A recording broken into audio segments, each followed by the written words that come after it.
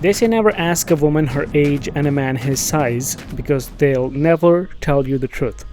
Well, I tried this on my girlfriend and it turns out this is completely false. She told me the exact truth. She said 6 inches, we measured, and she was precisely right. It was not 6.1, it was not 5.9, it was exactly 6. So she knows her body very well. Anywho, we're playing this game, one of the greatest games ever made by human beings. It has driving and pooping. And I guess that's it. That's all you need. You don't need anything else, but it has more stuff. You can swap things, swap engines, swap cars, anything at all. The reason why I talked about the size is because life has been a bit of a dick measuring contest lately.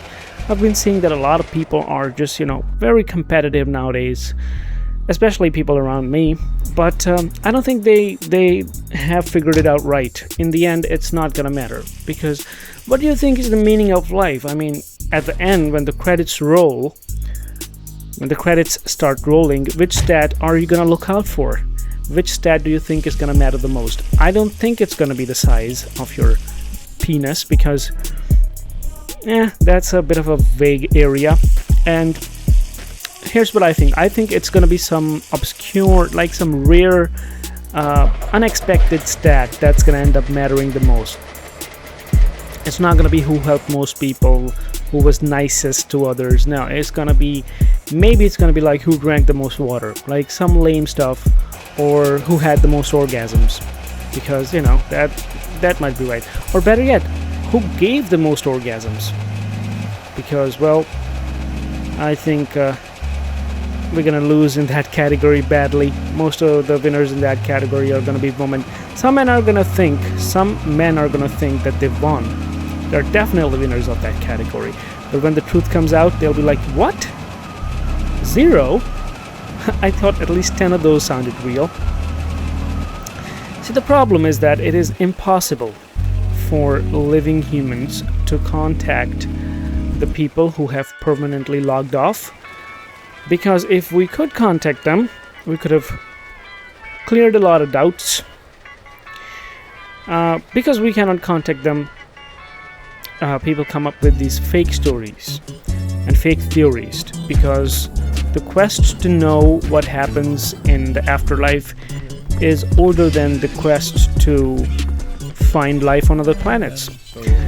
But what if it's just exactly like this? What if we move on to a different world and then it's exactly the way it is right now? I mean, poor people are still gonna be poor, rich people are still gonna be rich.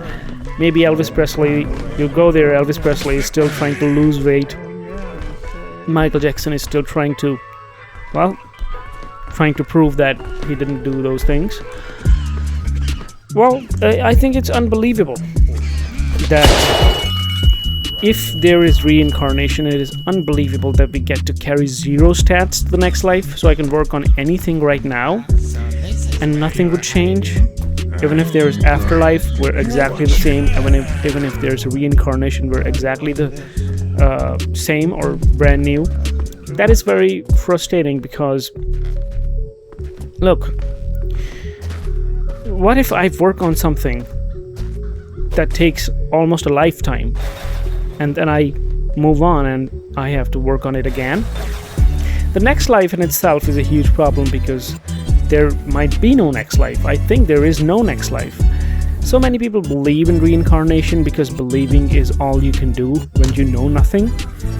And some people even go as far as to say that they can see their past lives and even your past lives.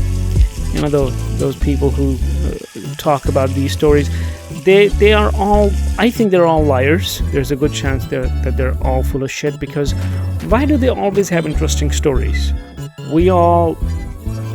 If we had past lives, it must have happened a long time ago. So why in 1800s or 1900s, people didn't have interesting lives, so why do we have interesting past lives? People didn't have PlayStations or dishwashers or dildos back then. They just sat around, went to work, got a minor infection, and ceased to exist. Why does everyone always have an interesting story about their demise in the past life? Like, are you afraid of heights? Well, you fell off a cliff in the last one. Are you afraid of drowning? Are you afraid of deep water? Well, you drowned in the previous one. That's why you're scared of water.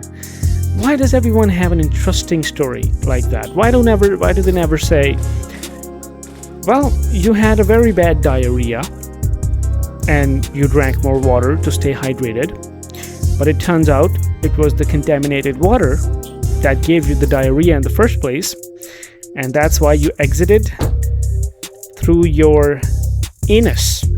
You exited your body through your anus, and that's why you're such an asshole in this life. Makes complete sense.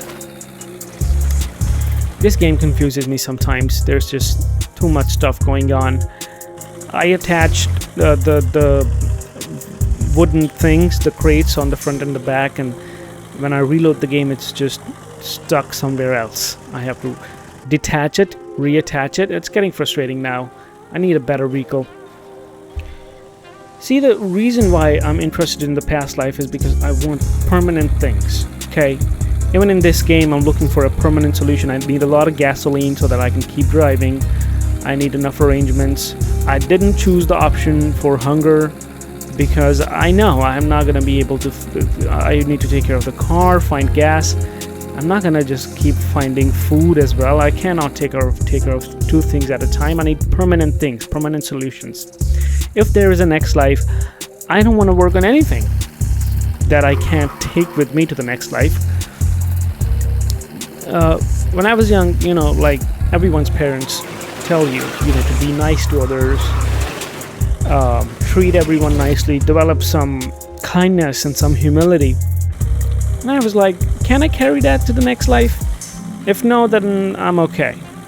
I'm not going to change my entire personality if it's going to be reset in a few years. Can you imagine a racist person changes himself and allows his daughter to marry a black guy or whatever? I'm talking about progress. So it takes a lifetime to not be a racist for a lot of people. So if there's a man, he changes himself, his daughter says, I want to marry a black guy, and he's like, what? And then he finally understands that no, we can't be evil all the time. He tries to be nice. He allows his daughter, gives his blessings to the daughter and the black guy, and then he dies and he's born again as their son, loses all his progress, and the first thing he says to his father is the N-word. He'll be like, yay, I can finally say it. So if the progress is lost in the end, then I don't want it. In fact, permanent things is what I'm looking for. That's one of the reasons why I don't like going to the gym. Because if you build a chiseled body by working hard and eating very good and being disciplined, you don't get to keep it forever, right? You gotta work on it every day for the rest of your life. I don't like that deal because I don't want to lose it. I made it. I should be able to keep it. But when I was a kid, I thought all these people with amazing, absurd biceps and triceps and abs and stuff, they all went to the gym at some point in their lives, and now they have a great body. Well, I thought I'll take out like 6 months out of my life to work on that, and then I'll be, one of the jacked people. I'll be healthy, I'll have a great body, very presentable body. I went to the gym, and they told me I gotta come in every day for the rest of my life to build the body. And there was a guy, he was a huge beefed guy with a great body, and he was working really hard. I was like, why is he working so hard? Like, does he want an even bigger body?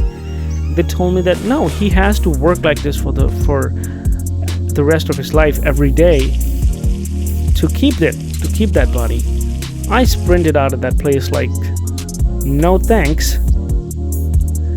I'll make a decent body that that'll last me a long time. And the reason why I enjoy simple things in life is because just things change too fast, and I don't change that fast with the things, and the things I've learned lose all importance very, very quickly.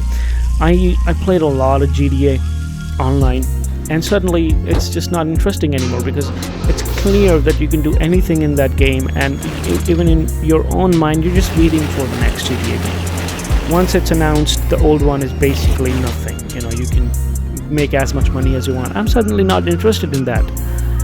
So I'm playing this game. It's a wonderful game. It's a beautiful game.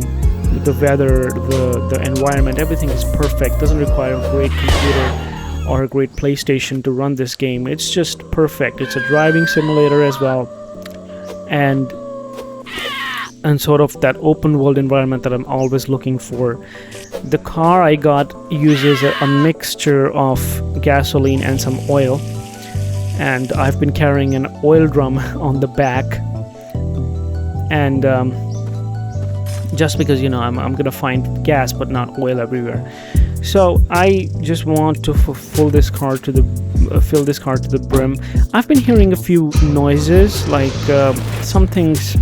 I don't know what that noise is. Maybe rubber noise. Maybe the tires need to be replaced or whatever.